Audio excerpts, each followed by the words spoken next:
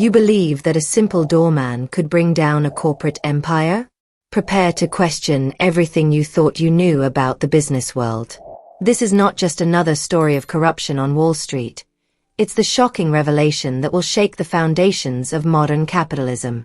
John Miller was a young prodigy, destined for the top of the corporate world. But in the blink of an eye, he became the most invisible man in New York. For 20 years, he observed, waited, and planned his revenge. What he discovered will shock you. What he did will inspire you. Do you think you know how power really works? Think again. The sun had barely risen when John Miller, a 65-year-old man with graying hair and tired but attentive eyes, opened the heavy glass doors of the Horizon building, the headquarters of one of the largest technology companies in New York. Dressed in his impeccable navy blue uniform, John discreetly positioned himself next to the entrance, almost blending into the luxurious lobby setting. As hurried executives and sleepy employees passed by him, murmuring "good morning" distractedly or simply ignoring him, John observed. His eyes, hidden behind simple glasses, captured every detail. The worried expressions, the whispered conversations, the nervous glances. Something was changing in the company, and not for the better. Sometimes, John thought, adjusting his tie with an almost inaudible sigh, the most invisible people are the ones who see the most. John Miller was not just a doorman. He was a guardian of secrets, a silent observer of the corporate drama that unfolded daily before his eyes. For 20 years, he had held this position, watching CEOs come and go, witnessing the birth and death of million-dollar projects, and observing office romances bloom and wither. That Monday morning, the air felt heavier than usual. John noticed Sarah Thompson, a 28-year-old data analyst, entering the building. Unlike the others, Sarah always greeted him with a genuine smile. "Good morning, Mr. Miller," she said, her smile a bit forced today. "How are you?" "Good morning, Ms. Thompson," John replied, his voice calm and reassuring. "I'm well, thank you. And you? You seem a little worried today." Sarah hesitated, surprised by the perceptive observation. "Oh, it's just work. You know how it is." John nodded in understanding. "Sometimes, Ms. Thompson, the solutions to our problems are closer than we imagine. We just need to look closely." Sarah furrowed her brow, intrigued by the enigmatic comment, but before she could respond, her phone rang. With a quick wave, she hurried to the elevator. John watched her leave, a slight smile on his lips. He knew the company was facing a serious crisis, something most employees were still unaware of. But John saw the signs: emergency meetings late into the night, the tense faces of executives, the whispers in the hallways. As he carried out his daily tasks, opening doors, directing visitors, maintaining order in the lobby, John reflected on how his life had prepared him for this moment. Who could have imagined that the former corporate prodigy, now disguised as a simple doorman, would be a silent witness to the possible collapse of the company that once rejected him? That night, after his shift, John sat in his modest apartment in the Bronx, a steaming cup of tea in his wrinkled hands. His eyes fell on an old framed photo, a young John in a suit and tie, smiling confidently next to colleagues at a company party. The image transported him 30 years back. John Miller, at 35, was the rising star at FinTech Solutions. Without a college degree, but with a brilliant mind for business and technology, he had quickly climbed the corporate ladder. His latest project, a revolutionary fraud detection system, was about to be presented to the board. "John, my boy," the voice of Marcus Blackwood, his mentor and boss, echoed in his memory. "This project is going to change everything. I'm proud of you." The memory made John smile bitterly. If only he had known what was to come. On the night before the big presentation, John worked late, finalizing the last details. That's when he noticed something strange in the numbers. Subtle but significant inconsistencies. Alarmed, he began to dig deeper. What he discovered left him frozen.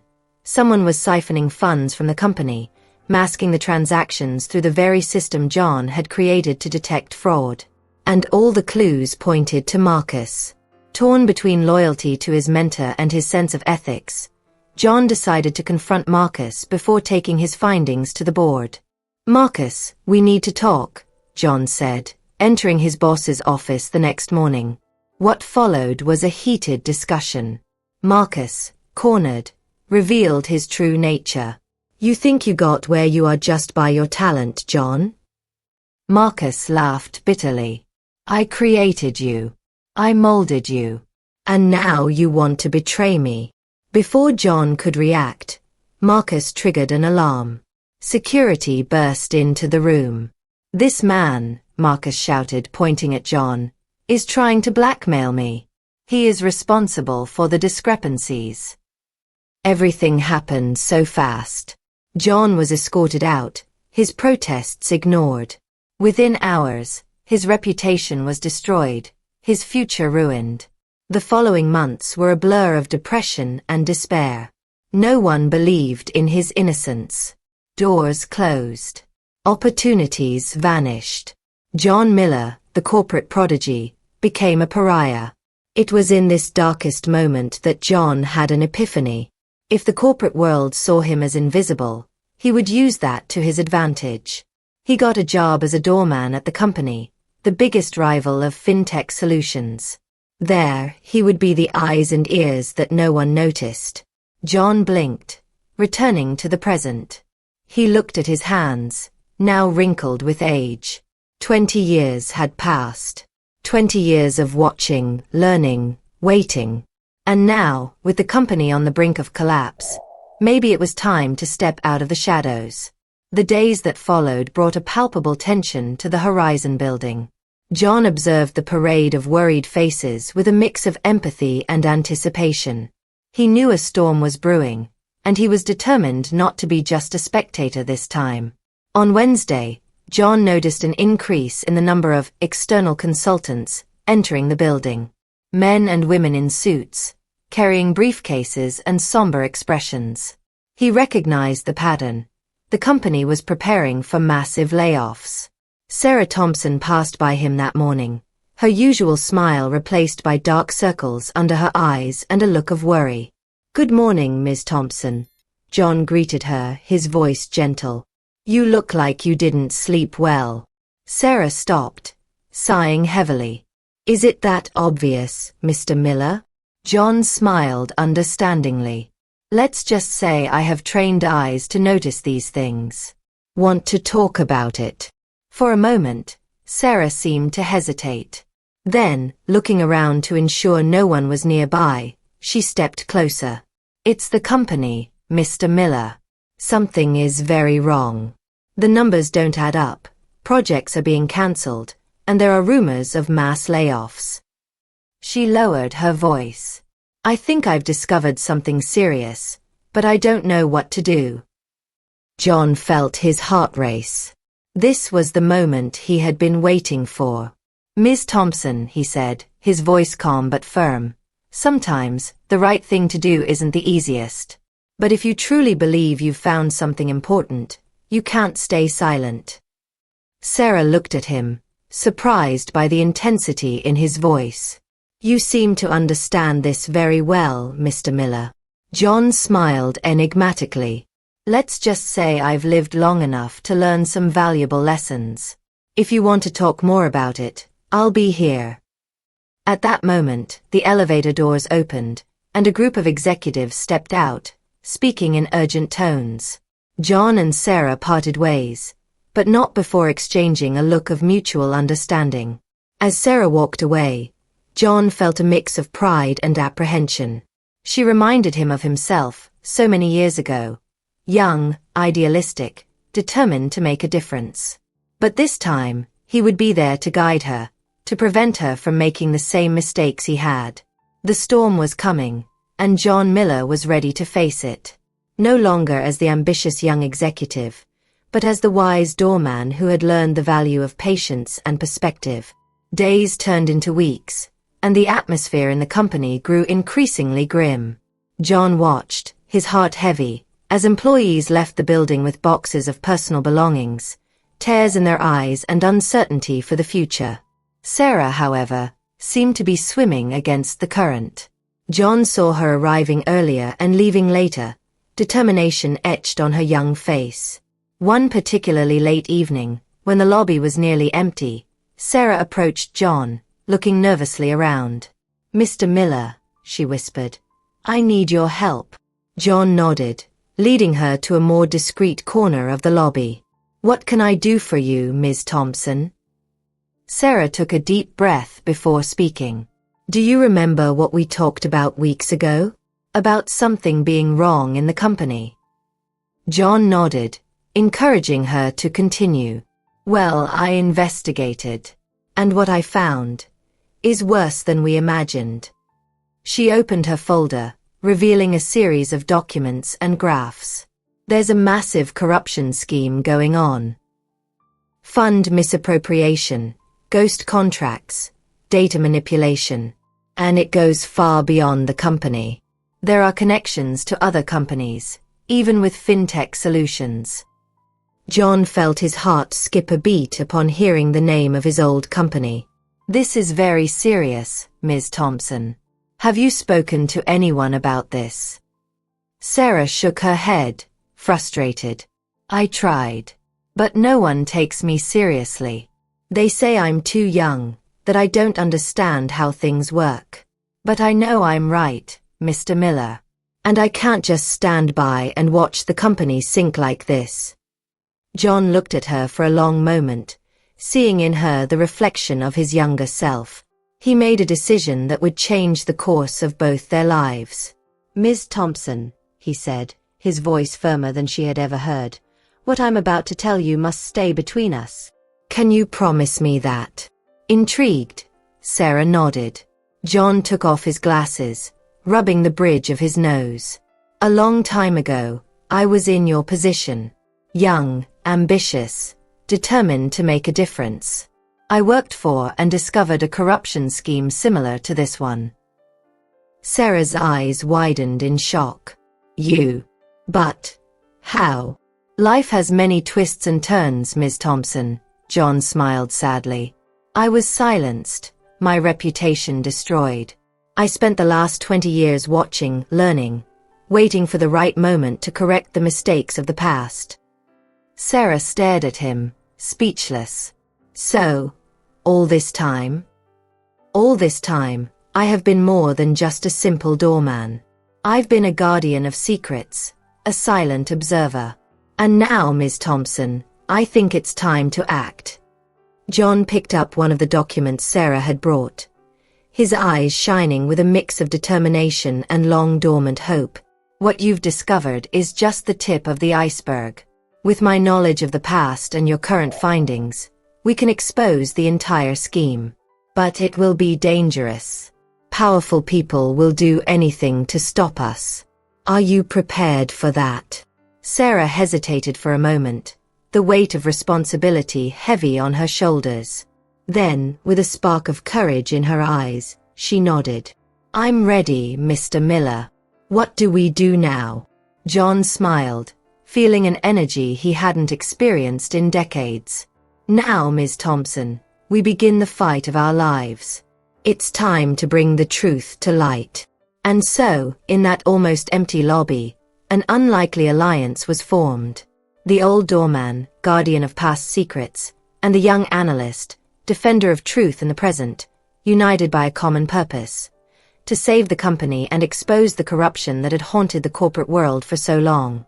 In the weeks that followed, John and Sarah worked tirelessly, seizing every free moment to investigate and plan.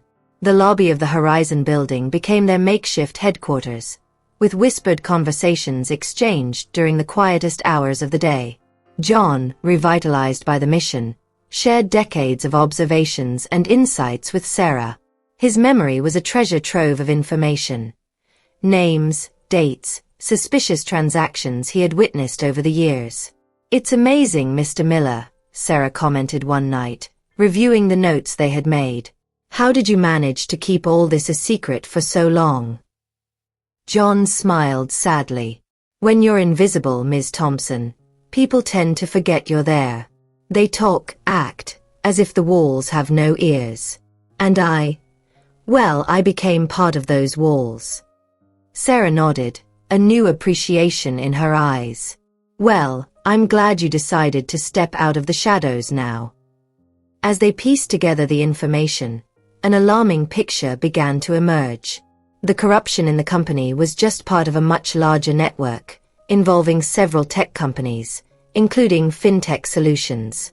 It's like a spider's web, Sarah murmured, looking at the complex diagram they had created. Each thread connected to another, sustaining the whole scheme. John agreed, his eyes fixed on one name in particular, Marcus Blackwood. His former mentor, the man who had betrayed him, now held a prominent position on the company's board.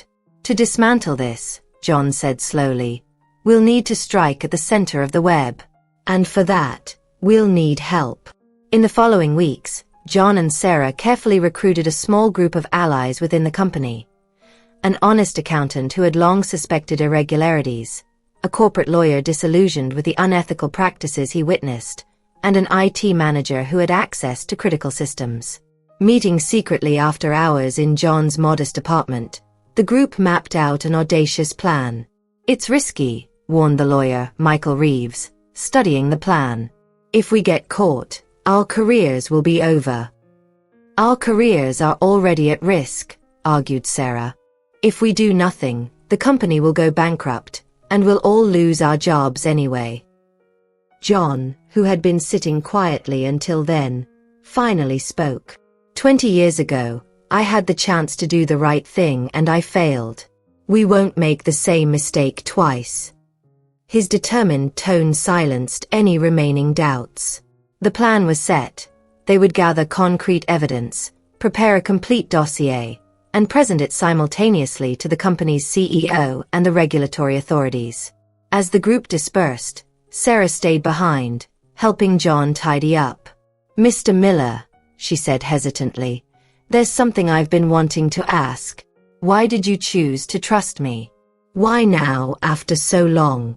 John paused, looking at Sarah with a mix of pride and melancholy. Because I saw in you what I used to be, Ms. Thompson. Determination, integrity, courage. But more importantly, I saw someone who wasn't willing to stand by while injustices occurred. He paused, his next words laden with emotion. And perhaps I saw a chance for redemption, an opportunity to correct the mistakes of the past through you. Sarah, touched by John's honesty, nodded silently. In that moment, a deep connection formed between the old doorman and the young analyst, a partnership that would be tested in the turbulent days to come. As Sarah left, John was left alone with his thoughts. The plan was in motion, the die cast. Now all that remained was to wait and hope that this time, the truth would prevail. The following weeks were a whirlwind of frenetic activity and rising tension. John, Sarah, and their small team worked tirelessly, collecting evidence, cross-referencing information, and building their case against the network of corruption that had infiltrated the company and beyond. John, in his role as doorman, continued to be the eyes and ears of the operation. Every whispered conversation in the lobby, every late-night emergency meeting, every suspicious visitor entering the building, all were carefully observed and reported. Sarah, for her part, utilized her position as an analyst to access and decipher crucial data, uncovering patterns of fraud that stretched back years. However, as they progressed in their investigation, the noose began to tighten. Marcus Blackwood, John's former mentor and current board member of the company, seemed increasingly agitated. He knows something is going on, John warned the group during one of their secret meetings. We need to act quickly. It was at this critical moment that the unexpected happened. One seemingly ordinary morning, John arrived at work to find the lobby in chaos. Executives were running back and forth, security was heightened, and a buzz of panic filled the air. What's happening? John asked a passing security guard. Information leak, the man replied hastily. Someone is about to expose a big corruption scheme. The board is in a panic. John's heart raced. Had someone gotten ahead of them? Or worse, had they been discovered? Minutes later, Sarah arrived, pale and breathless. "Mr. Miller," she whispered, pulling him into a corner. "We've been discovered." Michael was caught downloading confidential files. "They're interrogating all the employees now." John felt the weight of 2 decades of waiting and planning crashing down on his shoulders. Everything they had worked for was about to crumble. "Ms. Thompson," he said, his voice trembling slightly. "It's time. We can't wait any longer. We need to act now." Sarah nodded, determination shining in her eyes despite the fear. "What do we do?" John took a deep breath, straightening his shoulders. "We go straight to the top. It's time to confront Marcus Blackwood." With racing hearts, John and Sarah headed for the elevators. As they ascended to the executive floor, John couldn't help but think about how his life had changed. From a promising young executive to an invisible doorman, and now, about to confront the man who had destroyed his career 2 decades ago. The elevator doors opened, revealing a chaotic corridor. Secretaries were rushing back and forth, executives were shouting on the phone, and in the center of it all, Marcus Blackwood emerged from his office, his face a mask of fury and panic. His eyes met John's, and for a moment, time seemed to freeze. Recognition flickered in Marcus's eyes, followed by shock and then fear. "You!" Marcus exclaimed, his voice a mix of anger and disbelief. John stepped forward, Sarah by his side. "Hello, Marcus," he said calmly. "I think we have a lot to discuss." And so, in the midst of chaos, with the future of the company and their own lives hanging by a thread, John Miller, the invisible doorman, prepared to finally confront his past and fight for the future that had been denied to him for so long. The office of Marcus Blackwood was a monument to corporate opulence. Fine wood furniture, expensive artwork on the walls, a panoramic view of New York through floor-to-ceiling windows. But at that moment, all that grandeur seemed small and insignificant in the face of the drama about to unfold. John and Sarah stood on one side of Marcus's imposing desk, while Marcus himself, visibly shaken, occupied his leather chair. "John Miller," Marcus said, regaining some of his composure. "After all these years. A doorman. What a fall." John didn't let the comment get to him. "The real fall, Marcus, is moral. And you've fallen deeper than I ever could." Marcus laughed bitterly. "Morality? In the business world? You're still the same naive idealist from 20 years ago, John." Sarah, unable to hold back, interjected.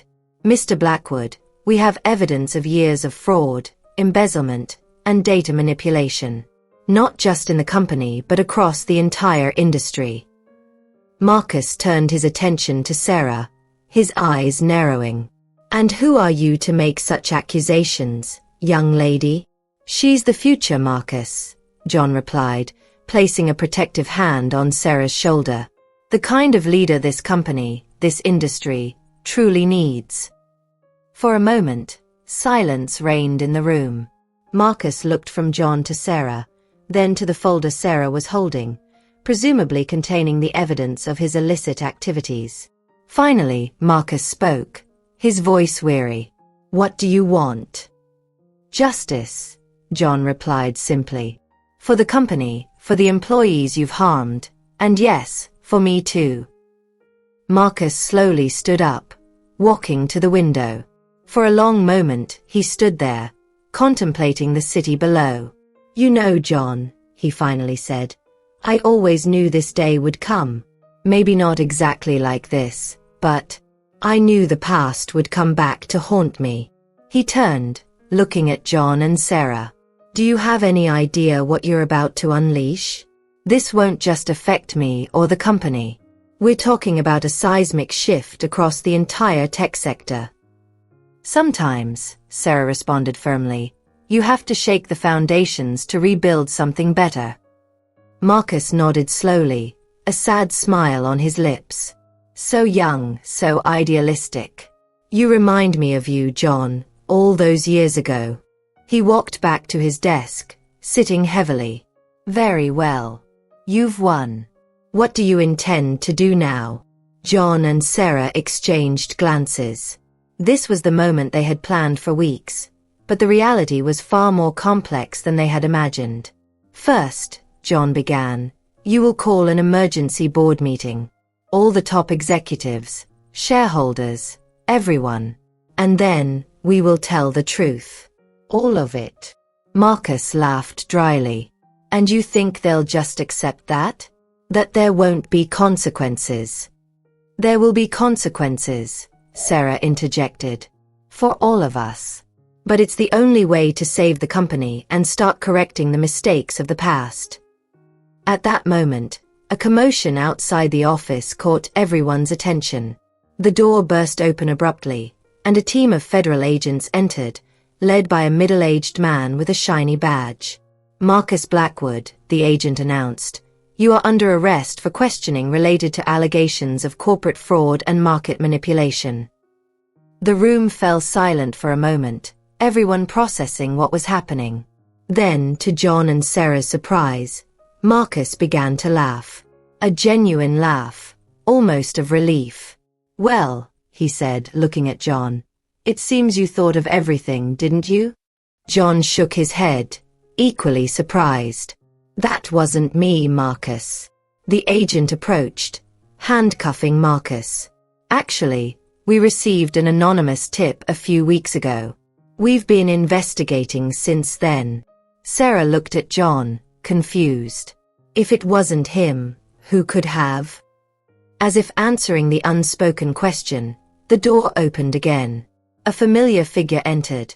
It was Michael, the lawyer who was part of John and Sarah's small group. Michael! Sarah exclaimed. What's going on? Michael smiled sheepishly. Sorry for not telling you earlier. I had been working with the authorities for months. When you recruited me, I realized it was the perfect opportunity to gather the final evidence we needed. John looked at Michael with a mix of surprise and respect. So when you were caught downloading files? Part of the plan, Michael confirmed. We needed to create a distraction, make Blackwood let his guard down. Marcus, being led away by the agents, paused for a moment next to John. Well played, old friend, he murmured. It seems you've learned a few tricks over the years. As Marcus was taken away, John, Sarah, and Michael remained in the office, absorbing everything that had happened. And now? Sarah asked, her voice trembling with emotion and exhaustion. John looked out the window at the city that had been his home and prison for so many years. Now, he said softly, we begin to rebuild. In the months that followed, the company and the entire tech sector underwent a dramatic transformation. The exposure of the corruption scheme triggered a series of investigations, resulting in resignations, arrests, and a complete restructuring of several companies. John Miller, the doorman who became the catalyst for all this change, found himself at the center of a media storm. His story, from promising young executive to invisible doorman and finally to courageous whistleblower, captured the public's imagination. Invitations for interviews, book deals, and even movie proposals began to arrive. But John, true to his nature, preferred to stay behind the scenes. On a sunny morning, months after the final confrontation, John found himself once again in the lobby of the Horizon building. This time, however, he wasn't wearing his doorman uniform. Sarah found him there, smiling widely. Ready for the big day, Mr. Miller? John adjusted his tie, feeling strangely uncomfortable in a suit after so many years. As ready as I can be, Miss Thompson. Together, they ascended to the main conference room, where the new board of the company awaited them. The meeting was brief but emotional. John was officially appointed as senior consultant for ethics and corporate governance, while Sarah was promoted to compliance director.